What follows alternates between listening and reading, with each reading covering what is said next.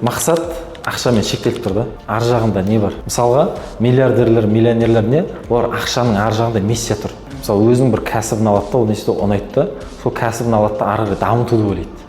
Ақша ол как побочный эффект да. Сізде видите, значит, ақшамен шектеліп қалып жатыр да. Ақша болса настроение бар, ақша болмаса настроение жоқ. Значит, ақшадан аса алмай жатсыз да.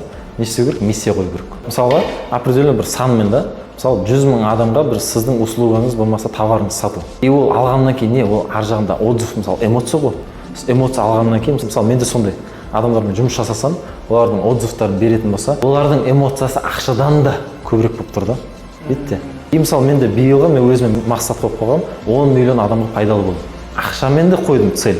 Но миссиямен қойып тұрмын да. Сосын не? Мысалы мынанша адамға, мынанша услугам сатып, соны декомпозиция тек бөлетін болсаңыз, уже ақша шығады. Сіздің ақшаның несінде төңірегінде жүрсіз ғой. Из-за этого сіздің барлық нәрсеңіз ақшаға байланып тұр да. А так негізі ол қалыпты жағдай. Ақша деген өміріңнің бір 95% мәселені шешетін нәрсе ғой.